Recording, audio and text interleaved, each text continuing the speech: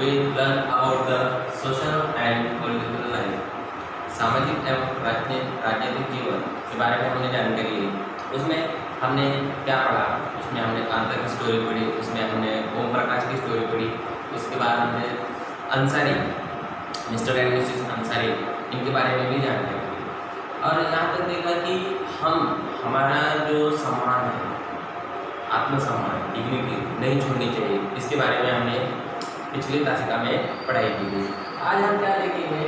आज हम देखेंगे कि हमारा जो संविधान है, आप जैसे सभी जानते हैं कि संविधान किसने लिखा है। संविधान लिखा है डॉक्टर बाबा साहेब अम्बेडकर, जो खुद एक दलित थे, लेकिन उन्होंने संविधान लिखकर सभी को एक समान न्याय देने की कोशिश की है। और उस संविधान पर ही हमारा भारत देश आज टिका हुआ है, वरना भारत देश पर शासन पद्धति कैसी होगी ये बता नहीं सकते थे। जैसे हमने अंग्रेजों से लड़ाई की, मगर अंग्रेजों से लड़ाई करके हमने क्या प्राप्त किया? हमने हमारा देश प्राप्त किया, लेकिन सिर्फ देश प्राप्त करके हम खाएंगे क्या, कैसे रहेंगे, कैसे जिएंगे, ये सवाल, और ये हमारा भारत देश चलेगा कैसे आगे, ये सवाल सबके मन में था। लेकिन भारत एक लोकतंत्रात्मक शासन पद्धति का स्वीकार करने के बाद इस लोकतंत्र की शुरुआत हुई हमारे संविधान से। संविधान हमारे शासन पद्धति का मूल आधार है, या यहाँ तक उसे हम आत्मा भी कह सकते हैं। भारत देश की आत्मा जो है वो हमारा संविधान है। अगर संविधान ना होता तो हम ये जो समझो हर कोई जो नियम है वो ठीक तरह से फॉलो जो करता है, जो उसकी तरह रहता है, वो हमारे संविधान की वजह से। वरना जिसको जैसा मन में आया वो वैसा करेगा ना। आज मुझे पढ़ाई नहीं करनी है, मैं क्लास में क्यों मैं उधर क्यों नहीं बैठ सकता, इधर क्यों नहीं बैठ सकता। जैसे आप यहाँ पर आपको बेंच में बैठेंगे, आप नहीं बैठेंगे, ये हमारा क्या करते हैं, हमारे क्लास के रूल्स हैं, आपको ये फॉलो करने। उसी तरह हमारे देश के जो रूल है वो हमारे संविधान में बताए गए हैं। और संविधान का सबसे महत्वपूर्ण वाक्य क्या है? Every person is equal in front of law. सभी कायदे के सामने सब एक समान है।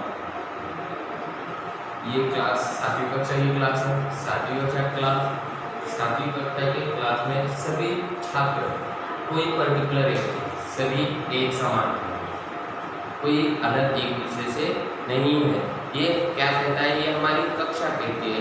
वैसे ही हमारा संविधान, हमारा कायदा क्या कहता है कि सब आप एक समान हो, कोई अलग नहीं, चाहे रंग, रूप, भाषा, प्रांत या धर्म की वजह से कोई भी किसी से अलग नहीं हो सकता। ये हमारा संविधान कहता है। तो इसी संविधान के साथ हमको कोई किसी और देश के बारे में जानकारी देते हैं। Issues of equality order democracies. बाहर के जो तंत्रात्मक शासन पद्धति स्वीकार करने वाले जो देश हैं, उन देशों में से एक देश की जानकारी हमें यहाँ दी गई है। कौन से देश की? अमेरिका। वहाँ अमेरिकन एंड अफ्रीकन्स जो अफ्रीका से आकर वहाँ पर स्थित हो गए हैं अमेरिका में, उनसे दूजा भाव किया जाता है। जैसे कि आप समझो तो आपके गांव से शहर में आते हैं, तो शहर में कुछ चीज़ें अलग रहती हैं, तो आप यहाँ पर एडजस्ट होने के लिए थोड़ा टाइम लगता है। जैसे कि हमने देखा कि मिस्टर एंड मिसेस अंसारी को उनको अपार्टमेंट में घर नहीं मिल रहा था, रेंट पर किराए से घर नहीं मिल रहा था। क्यों? क्योंकि वो नॉन वेजिटेरियन था, नॉन वेजिटेरियन। तो ये समस्या हर किसी के साथ थी। जैसे कि आप ये समस्या दूसरे देश की, हमारे देश की नहीं, जहाँ पर अनइक्वलिटी टू अफ्रीकन अमेरिकन्स, जो अफ्रीका से काम करने के लिए अमेरिका में आते हैं और वहीं के नागरिक होकर रह जाते हैं, मतलब काम धंधा वहीं, घर वहीं, सब कुछ वहीं हो जाता है, हमेशा के लिए वहीं रह जाते हैं। जैसे हमारे पास अंग्रेज आए थे, अंग्रेज आने के बाद हमारे देश में जो हुआ कि अंग्रेज ना आए और यहीं के होके रह गए। और हम बाद में देख सकते हैं कि आप दूसरे देश के बारे में जानकारी, equality to African American.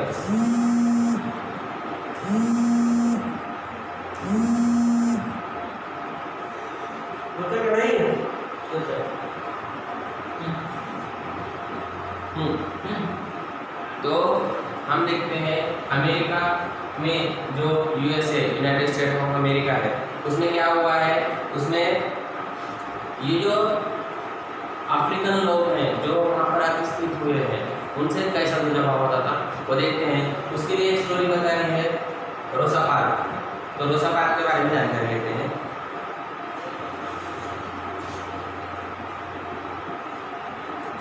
Rosa Parks was an African American woman tired from a long day at work. She refused to give up her seat on a bus to a white man on 1st December 1955.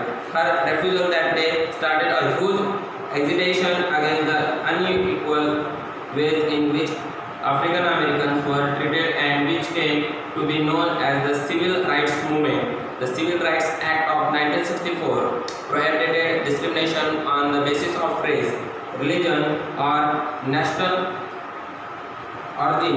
It also stated that all schools would be open to African American children, and that they would no longer have to attend the separate class schools specially set up for them. However, despite this, a majority of African Americans continue to be among the poorest in the country.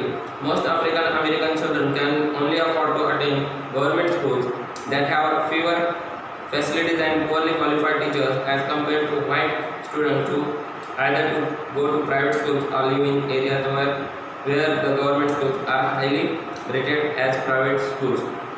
देखो रोसा park आप यहाँ पर इस चित्र में देख सकते हैं। ये रोसा पार्क है और ये वो इंसान है जिसकी वजह से 1964 में द सिविल राइट्स एक्ट हुआ था। देखो रोसा पार्क दिन भर के काम से थकी हुई घर जा रही थी, तो घर जाते समय बस में वो चढ़ने के बाद वहाँ पर कोई जगह खाली नहीं थी, और एक इंसान था जो अमेरिका का था और जो क्या कहते हैं वर्ण देश में उसका वर्ण गोरा था, यानी वो रंग में गोरा था, और रोसा पार्क ये काले रंग की थी, मतलब वो वहाँ की नहीं थी।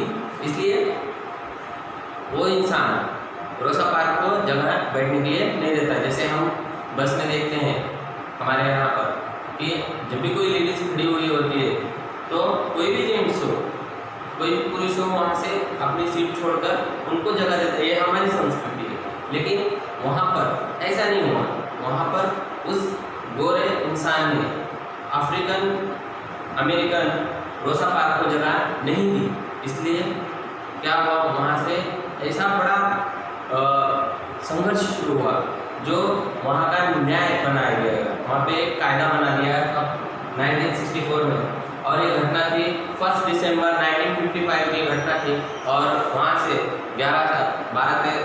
9 साल के अंदर ही क्या हुआ, एक कायदा हुआ, और उस कायदे के अनुसार हर बच्चे के लिए, हर अमेरिकन अफ्रीकन बच्चे के लिए एक ही टाइम में स्कूल खुलेगा। इसका मतलब क्या होता है कि पहले अमेरिकन जो बच्चे हैं उनके लिए अलग स्कूल हुआ करते थे, मतलब अफ्रीकन अमेरिकन जो बच्चे हैं उनके लिए स्कूल में एक तो पहले जगह ही नहीं देते थे, और दूसरा और उनको पढ़ने के लिए कोई भी फैसिलिटीज़ नहीं देते थे।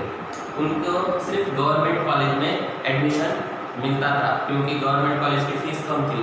ये एक्ट होने के बावजूद, ये कायदा होने के बावजूद भी जो अमेरिकन अफ्रीकन बच्चे हैं वो अमेरिकन के बच्चों की तरह नहीं पढ़ पाते थे। क्यों? क्योंकि वहाँ के जो पब्लिक स्कूल थे, वहाँ के जो प्राइवेट स्कूल थे, उनकी फीस उनको उतनी फीस भरना हो नहीं सकता क्योंकि वो गरीब थे, इतनी फीस वो नहीं भर पाते थे। और उनके जो गवर्नमेंट स्कूल है वहाँ पर एक तो फैसिलिटीज़ कम है, और दूसरा वहाँ के जो टीचर्स हैं वो कम पढ़े लिखे हुए थे। इसलिए अफ्रीकन अमेरिकन जो भी बच्चे हैं उनका जो भी इस कायदे से फ़ायदा होने वाला था, इसमें कुछ बदलाव नहीं हुआ।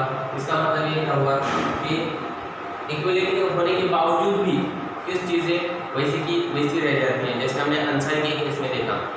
हाँ, इक्वलिटी है, लेकिन कैसी है, कुछ बातें उनके सामने भी रखनी चाहिए, हमारे सामने भी रखनी चाहिए। इसलिए क्या होता है, सब एक समान नहीं हो पाते। और भारतीय संविधान के अनुसार कलम 15 में आर्टिकल 15 में ऐसा लिखा है कि सभी रंग, रूप, वेश, भाषा, प्रांत, धर्म के अनुसार सब एक समान है, ऐसा हमारा संविधान कहता है, जो डॉक्टर बाबा साहेब अम्बेडकर ने लिखा है।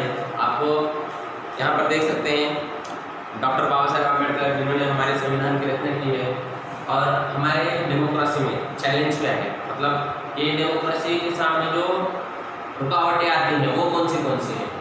ऐसा दुनिया में एक भी देश नहीं है जो खुद को बता सके कि हम 100% लोकतंत्र में हैं या लोकतंत्रात्मक शासन पद्धति हमारे पास है।